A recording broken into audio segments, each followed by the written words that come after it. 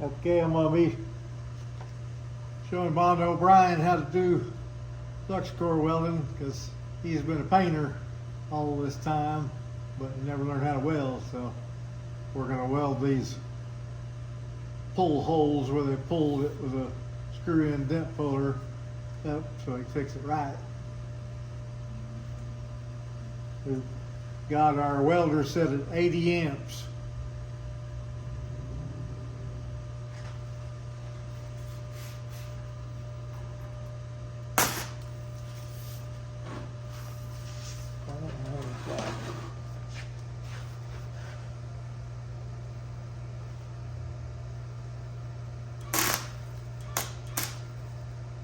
Blip, blip. Set it at 70 amps.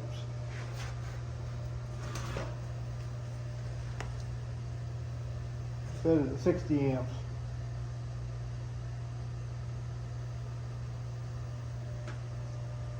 We turn it down to 60 amps.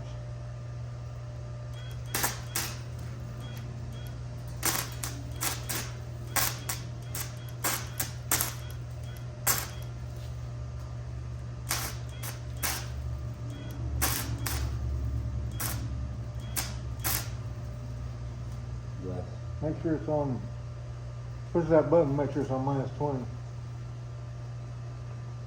Well, -20 was too hot. Blow it out. Yeah, this is not the same. This one cheap ass. It's not the same as my YESWELDER.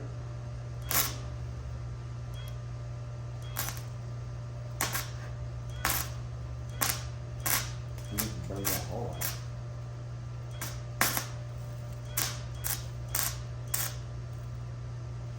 We're going to have my other welder.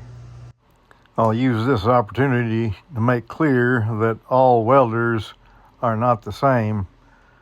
You know, all flux core welders are not the same electronics or same drive or same anything. This FLAMEWELD FX145 cannot handle this job. There's no way to set it to where it won't keep blowing the metal out.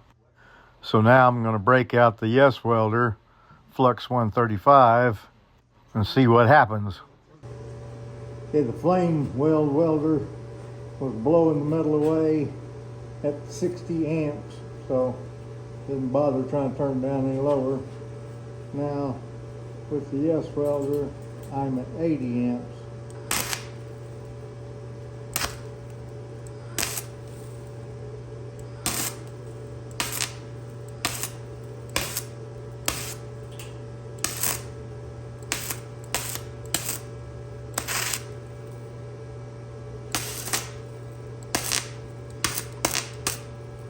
I'm doing little blips so it doesn't get too hot. I'm moving from one side of the hole to the other, but I'm going to let that cool for a second and do one of these other holes. These holes have been ground. They pulled them out with a screw and dent puller and ground them flat and made the metal real thin around it. That's why it's so hard to weld.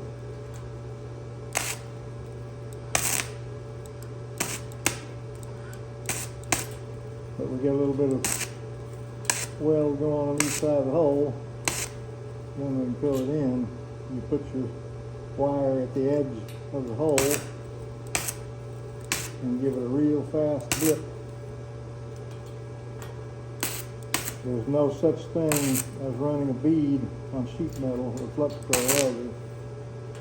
At least real thin sheet metal like this.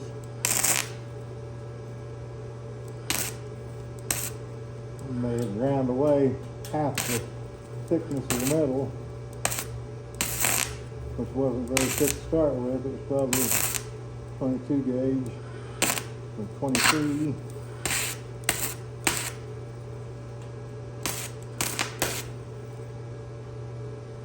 Actually, turn that down to 70.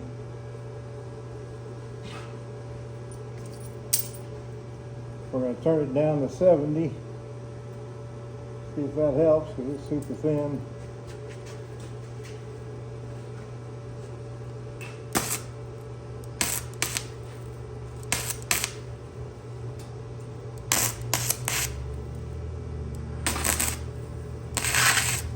Now you can move the, let me get my light on them better. You can move the puddle around to help it build,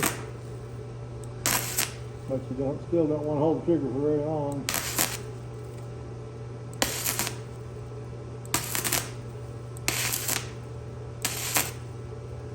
You'll note that my stick out is very long, and that softens the violent arc startup.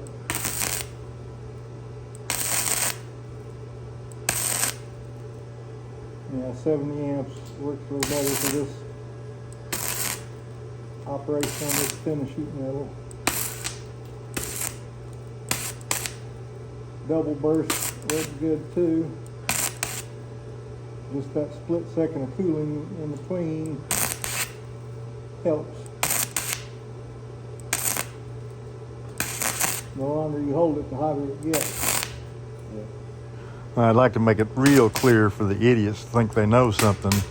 With each blip of that trigger and that arc starts, that little tiny bit of flux is boiling out the impurities left behind from the last blip. You do not need to stop and clean that powder off between each burst of weld. Once you have arced all the way around the hole, it's not easy to close it up. I've proven multiple times that my method is extremely strong and will not break under duress. But morons don't listen. Now I'm going to make the stick out real long.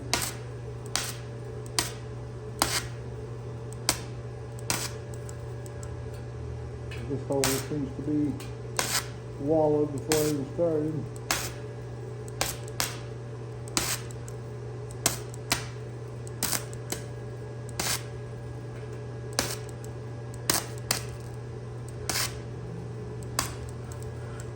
If this was just a hole in the fender, it would be a lot easier. But they've ground it and made it super thin.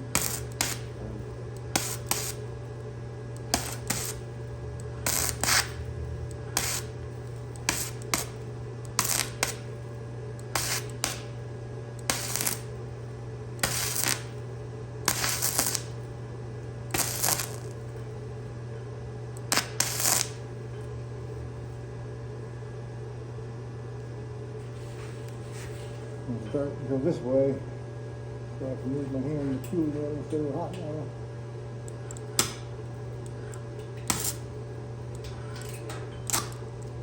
If it doesn't arc, move it around. Just like a stick welder. And I got a lot of dummies out there talking about smoke and spatter.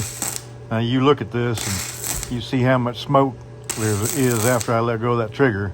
Just a little trail, and the spatter ain't much either. But if I was using Lincoln or Vulcan from Harbor Freight, Blowing the metal away gets so thin.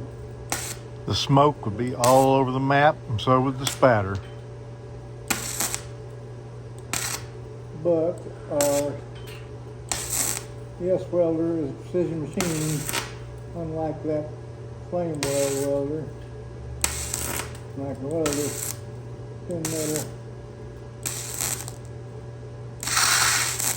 with the YESWELDER.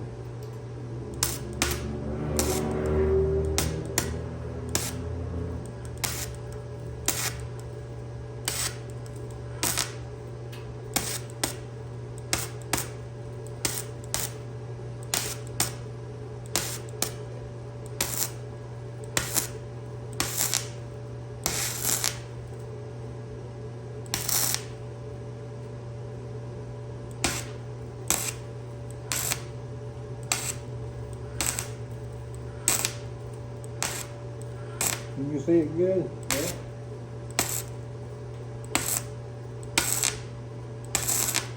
So the bursts are like 1/8 of a second or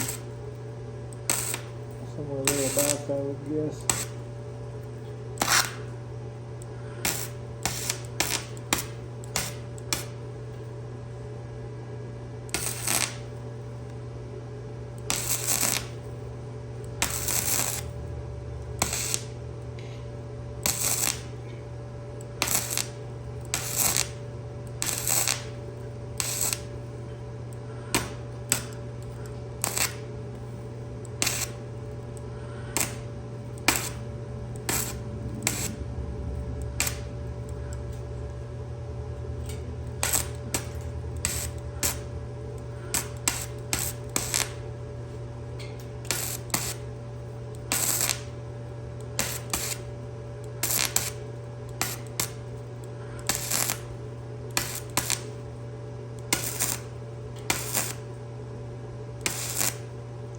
When the metal is orange hot, you can wait till it turns red hot and start to blacken, and then it's easier to fill the hole.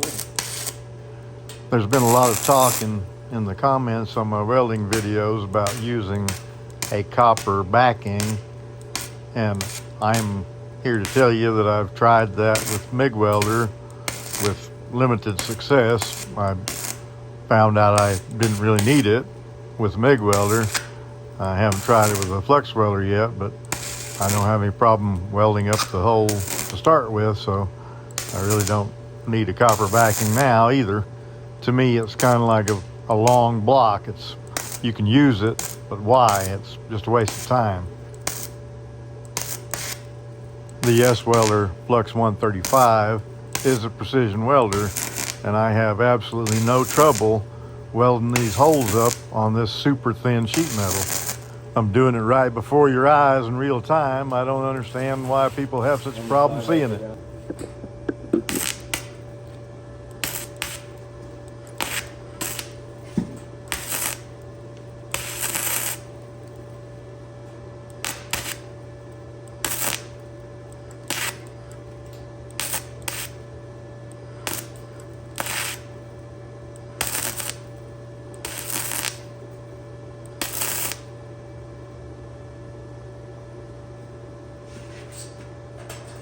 I weld these holes up so easily. There's literally nothing to it the way I do it. And I can't imagine how it could be hard for anybody to pick this up. Just look, I'm not doing anything special. I'm pulling the trigger for a split second, letting go.